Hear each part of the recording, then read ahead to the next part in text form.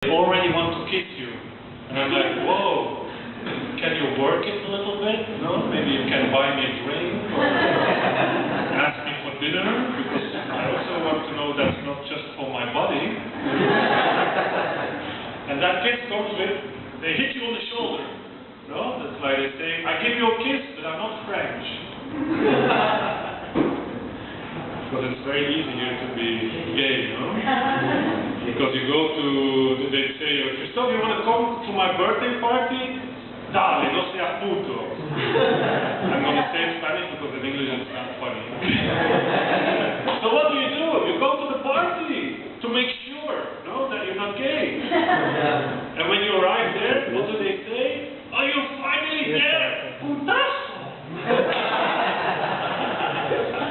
See, I said it much better in Spanish. So of course, I live in Argentina because of a woman. She was beautiful, but you know, we have so many beautiful women in Argentina. If here you get married to an ugly one, it's because you really love her. Honey, how can I know you really love me? You have a look in the mirror. It wasn't easy to conquer her because the Argentinians tell me, hey, you, European, you open your mouth and the girls already want to go to bed with you. And where are they? Let's do the test. We have some Argentinian girls in the room. Okay, let's do the test. You're really horny now, huh? No, the problem is that in Belgium we drink a lot of alcohol. We drink a lot of beer, as well men as women. I don't, because after one beer I'm drunk. 2, I jump on everything that moves. And today I already had 3. You're warned. And girls of my age in Argentina, like 35, 40, 45. No, I'm 34. Look like shit. Yeah, I'll say it again. Yeah, estoy hecho mierda, ¿no? Bueno. And the problem is the girls of my age here in Argentina, they don't drink as much alcohol. And if I tell that to my friends in Belgium, they're like, but how? How can you get them into your bed? So here you have to talk a lot. You have to talk, you have to chamuchar. That's why I live in Argentina. I also do stand-up in Belgium, no? But it goes, sometimes it works, sometimes it doesn't. Like this show, no? Sometimes the joke works, sometimes it doesn't. But here I say, poronga.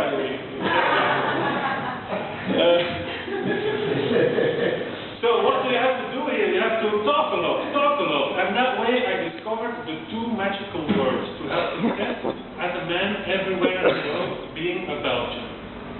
Belgian chocolate. Ah, there's always one. Oh, mommy also. Yeah, because there's always that, Christophe, Belgian chocolate. I love Belgian chocolate. Do you have any? Yes. Coincidentally, I always do have chocolate with me. In one pocket the chocolate, and in the other one the condoms. Okay, so we're going to continue with the show. We have a guy on next who is performing for his, I think, actually second time, no? He has performed on television in '98. No, it wasn't audition. It was an audition. Today is the first time. So normally it will be shit. Okay? But the first time is always shit. That's normal. So if you have a doubt, like, oh, that might be funny, just laugh. Yeah. That will help. Might be excellent. Who knows? But give it up. Give it a very warm and nurturing and everything else. A big applause for this guy from Australia, Mr. Arthur, who's going to perform for the first time. Give it up. Give it up.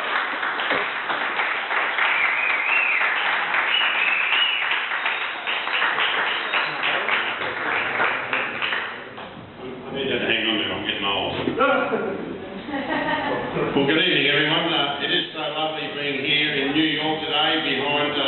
Not New York. We're in Buenos Aires. Oh, not the Big Apple? That's the Big Apple. Oh, okay. Well, I'm having fun. I hope you're all having fun. I am on a 6-week travel trip around the world, and I'm here to share my travel experience When I left Sydney 6 weeks ago, I flew to Japan. And I fell in love with a Japanese airline stewardess. Now, she didn't speak any English, and I didn't speak any Japanese, and my friend took us out for dinner, and he was translating for me. And during the night, he saw me giving this girl money all the time. And he said, "What are you doing that for? That could be considered offensive in our culture." And I said, "It's the only way I can tell her that I have a yen for her." It's all right, some of my jokes are telegram jokes, everyone. You laugh when you get them. Then I went to Switzerland, and I met a farmer that had an interesting story to tell me about a yodeling, travelling salesman he once met. And the story was, I was getting late at night, and the salesman wanted to spend the night somewhere, and he went up to the farmer and said, "Can I spend the night with you and your family?" The farmer had a beautiful wife and 2 beautiful daughters, and he said, "I'm not going to let him sleep in the same house as those 3 girls." So he said, "I'll just sleep in the barn." So off he went to sleep in the barn for the night, this guy. And during the night, the farmer couldn't sleep because he kept hearing footsteps running from the house to the barn, back to the house, back to the barn, back to the house. And he thought this bloke was having sex with his 2 daughters.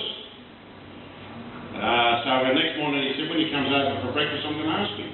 So next morning he came over and he said, "Excuse me, but during the night, were you having sex with my 2 daughters?" And he replied, "And your old lady too."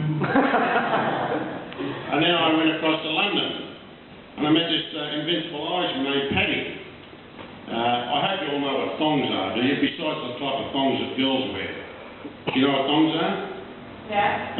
Americans call them flip-flops, but we call them thongs. The rubber thing that fits over your feet, like sandals. So I met this Irishman named Paddy, and he liked my accent. He said, "I want to immigrate to Australia. What do I have to do?" I said, "Well, while you're here, go down to the Australian High Commission and I'll tell you." About a week later, before I left London, I met Paddy again. I said, "How did you get on?" He said, "I did all right." He said, "I did what you said."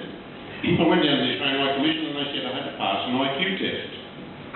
Paddy shook his head. He went down and he said to the fellow, "Well, what's an IQ test?" And he said, "It's like this. If you've got an IQ of between 100 and 120, you're good enough to be a brain surgeon." "Oh, no, that's not me," he said. And then he said, "Well, if you've got an IQ of between 80 and 100, you're good enough to be a tradesman." He thought about it for a while and said, "No, sorry, that's not me either." Then he said, "If you've got an IQ of less than 80, you're not even good enough to tie your shoelaces." So he looked down and said, "Oh, that's why all you Australians wear thongs." And then I went out to Heathrow Airport to catch the flight across to New York. And I went up to the check-in chick at British Airways and I had 3 suitcases. And I pointed to them and I said, "Look, can you send that one to Paris, that one to Singapore, and that one to Sydney?" And I'm travelling, Singapore. And I said, "I'm travelling to Sydney on the next flight." She said, "We can't do that." I said, "Why not? You're bloody well did coming over here and I didn't even ask you to." They lost me luggage. Then I arrived in New York. Now this is true, my wife's from Fiji, so her skin's a little bit darker than mine, if you know what I mean. And I flew to New York to stay with her sister and her husband Ricky, Cheryl and Ricky. So I arrived in New York, and this is a great people with a backdrop like this here tonight. I said to Ricky, "Can you you all know who Kojak is, TV star Kojak. He was played by Telly Savalas, actor Telly Savalas. So I said to Ricky, my brother-in-law, "Can you take me down to the barber shop? I want to have a haircut like Telly Savalas." So I said to the barber, "Can you give me a haircut like Telly Savalas?" He shaved me bald, just like this.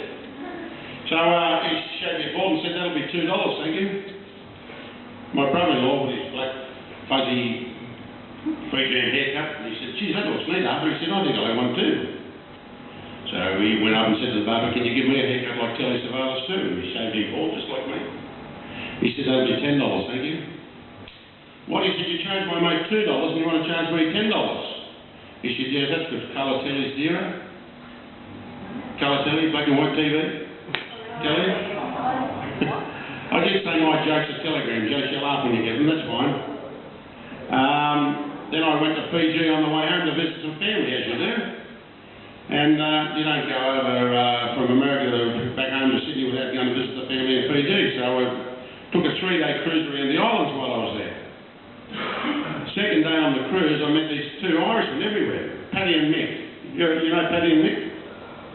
No? Everyone knows Paddy and Mick, come on.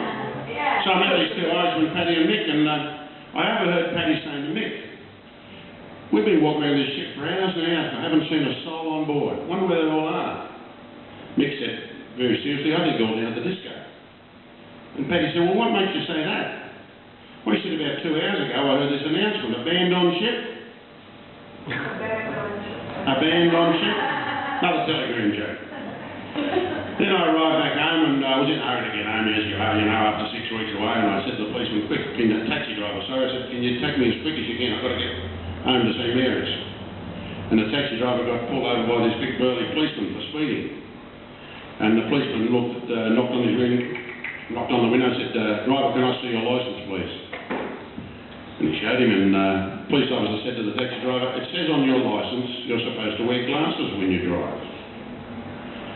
The taxi driver replied, he said, but I have contacts. He said, listen mate, I don't care who you know, where's your glasses? Contacts. Another telegram joke. Now look, seeing as we're short of an act or two tonight, I'll tell you a couple of jokes that I can think of about Australia. And does anyone know much about the geography of Australia? Nearly all of the percentage of the middle of the country is all red desert. And there was an Irishman, an Englishman, and an American. They were going for a car trip across the Nullarbor Plain in the desert. And they agreed before they set out on this trip, they'd each, if the car broke down, they'd each take a part of the car with which they could survive in the outback if the car broke down. And then they set off in different directions and see who got help first. So he said to the American, what are you going to take? And he said, he thought about it and said, I'll take the radiator. Because when it gets hot and if I'm thirsty, I'll drink the water. Said to the Englishman, what are you going to take? He said, I'm going to take the fan off the radiator because when it gets hot, I'll spin it around and that'll keep me cool. And they said to the Irishman, what are you going to take? He said, I'm going to take the car door. Why are you going to take the car door, everyone said. And he said, well, when it gets hot, I'll just wind the window down. And then I've been flying around the world for 41 years. And I wonder often why, when you fly, the Earth is going around this way and you're taking a flight from Sydney to Santiago and it takes 12 and a half hours to get over there, but 14 and a half hours to get back. And I'm leaving on Saturday morning at 1:50 a.m. And back in my younger days when I went to school, I used to wonder where the sun went over night time. Like it's 9 o'clock at night out there now. Where's the sun gone? Does anyone know? It's not just a case the Earth's going around like this, because when I was 8, I used to think the Earth was flat. Then I went to school one day because I was taught the Earth was round. And it revolves on an axis and goes round and round and round, and all the other planets are all revolve around it. And I used to wonder where the sun went over night time. So one day I came home from school when I was 8, and I stood out on the back doorstep all night long, and guess what? It finally dawned on me. Come on, we're going to get a laugh. Thank you very much. That was after the first day. Big applause for Arthur!